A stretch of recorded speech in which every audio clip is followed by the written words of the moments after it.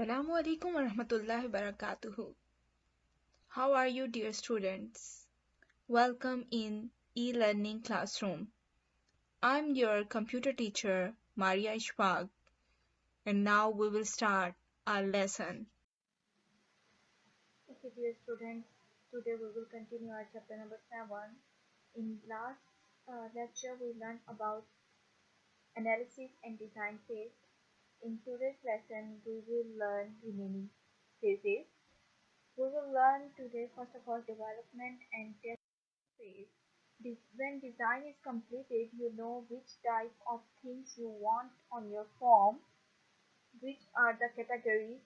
Now you will identify its database, which kind of the file structure it will be, which type of databases there will be used, and what validation and verification you will use here, and which type of user interface you are gonna use for inputting. Either it is touch, you have to use a pointer one, you have to use all the things you have to define here.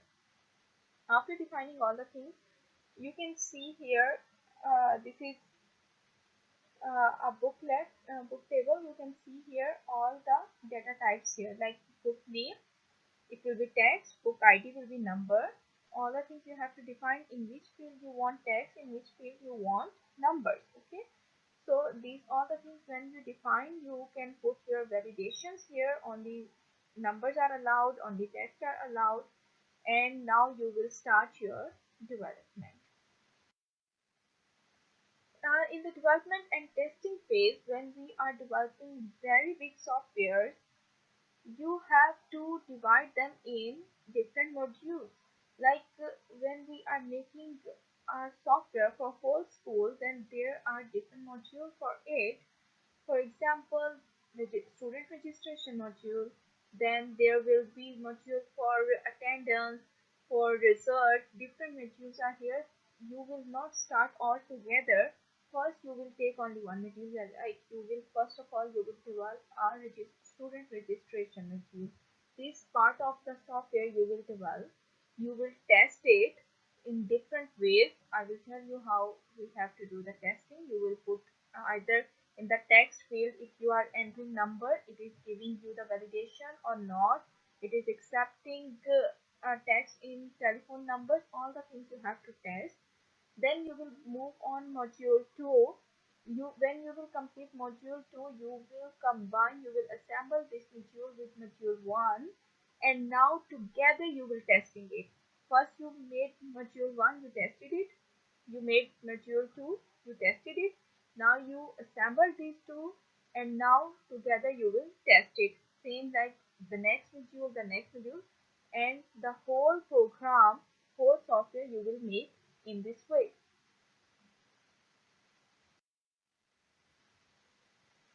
In testing phase, when we are testing any software, there are three different kinds of data we have to put inside it to test either it is working fine or not. The first kind of the data is normal one. The second will be abnormal, and third will be the extreme. For example, this is a test module of your software where you have to enter the test marks, and total test marks are 30. Okay, so you can, the normal range should be between 0 and 30. The extreme range will be the both edges, like if total marks are 30, so the lowest marks, the extreme marks will be 0, and the highest marks will be 30. So these are the extreme values which are on the boundaries, and abnormal which are totally wrong, which should not be acceptable. For example, instead of writing 1, you are writing the spelling O-N-E-1. So it should be an abnormal data. Your computer show the message that it is not a correct data, or you are giving in minus, or from 30 you are giving 35 marks. So these are the abnormal values whenever you are testing your software. These three different kind of data you must have to enter, and you have to see how your system is responding on these kind of data. After development and testing phase, the next phase is coming implementation. Now your software is complete. You have to implement, you have to install the software in your organization. Here we are taking the example of a school. Now you have to install this software in the school. There are different ways of implementation. One by one we will read about them. The first one is direct changeover. Overnight it will be changed over. The old software you will stop, and new software, the next day new software will start working. Okay, it has some advantages and disadvantages also. The advantages are the whole system would have been fully tested before it is implemented, so less chance of errors. Costs are reduced as only one system is being used. Tasks are not duplicated. Disadvantage is if the new system fails, then old system is not available to fall back to. There may be there may not be enough time to provide training to employees. Just in one night you are changing whole your system. So how you will train your employees in school how to use this new system? Then the next phase is implementation phase. It is parallel running. Like both, you are taking both old and new software together. Okay, the existing and new system working together for a period of time. Like you gave the time until 1 month, they both will work together. So employees can learn how to use the new software. It can be tested either it is working finely, and at the backup the old system is also there. Data is inputted in both systems.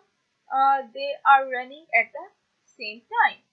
Now its advantages are, if the new system does not meet the requirements, then old system is still available. Employees can be trained gradually how to use the new system. Now the disadvantages are, tasks will be duplicated as data is inputted in both systems. Okay, and it is of course time taking. In both systems you have to put the data. This will require more employees, which will result in more cost for the paying salaries for the employer. I hope you understand these both implementation phases. The next phase is, okay, phased implementation. Like in different parts you are implementing the new system. The new system is gradually introduced.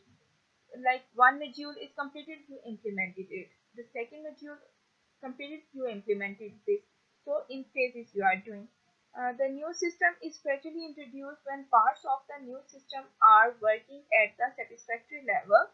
Then more elements of the system are phased in. Eventually, the old system will be phased out, like in parts you are doing, out over a period of the time. Advantages: you only introduce a new part of the system if the current phase is working correctly.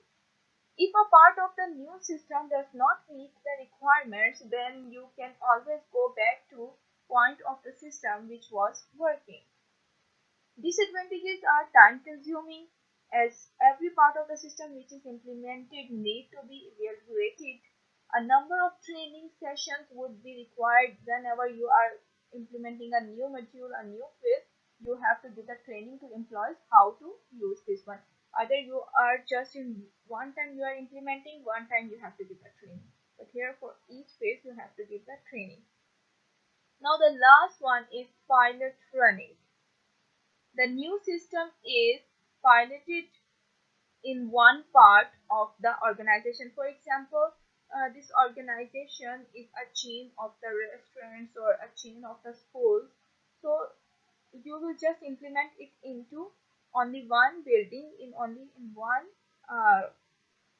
branch, and you will test either it is working finely or not. If it is fine, then implement in all other branches. Otherwise, you can make changes here. So this is pilot running. I was reading it. The new system is piloted in one part of the organization. If the pilot is successful, then it will be implemented across all departments. If a new system is introduced in bookstore which is part of a chain, then eventually if the system is successful, it will be introduced to all of the bookstore in that chain. What are the advantages of it? If the new system does not meet the requirement, then only one department is affected. Training can take place in one department at a time. Then employees could be used in other departments to help with training. Disadvantages are it could take a while for the whole system to be implemented across all departments. If the system fails in one department, then modifications and further training would be required, resulting in delays.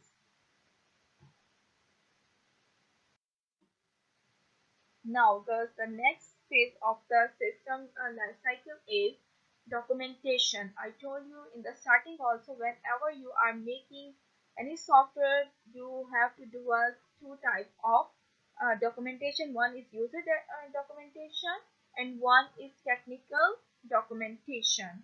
User documentation is to help users how to use the system, and technical one which contains all the information, which language you are using, what validation check you put, what is the data structure, all technical terminologies will be here, and all technical things will be you will describe here, so that if you and your client want to change your this software, simply they can give any this technical documentation to any developer. They can see all the things, okay, how it was working, which languages are being used, or they can make changes easily. So these two kind of documentation are always necessary.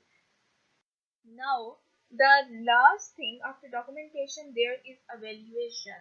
Now, system is developed, tested, implemented. Now you will take the evaluation from the user, from the client. Yes, are they satisfied? What the requirements was given? Is it according to it? If they are satisfied, it's okay. Here, uh, work finished here. But if they are not satisfied, you will again go on the design phase. You will change the design, then again development, then testing, then implementation, then you will make the changes in the documentation again, then again you will ask the evaluation. If they are satisfied, you will stop here. Otherwise, again this cycle you will continue until your client will not satisfied. So this is evaluation, which is final stage of the system life cycle. If your client is satisfied, then if it is not, then on which phase you will go back? You will go on design phase, not on analysis phase. Analysis phase, one time you analysis requirements you have taken, no need to go again on analysis. You will go on design, and all the changes you will make in design phase. I hope you understand this all the things. It is very interesting and easy chapter. You can read from book also. If you have any query, any question, you can ask me on WhatsApp. Thanks for your time. So, dear students, I hope you understand today's lesson very well. Still you have any question? Ask me in WhatsApp group.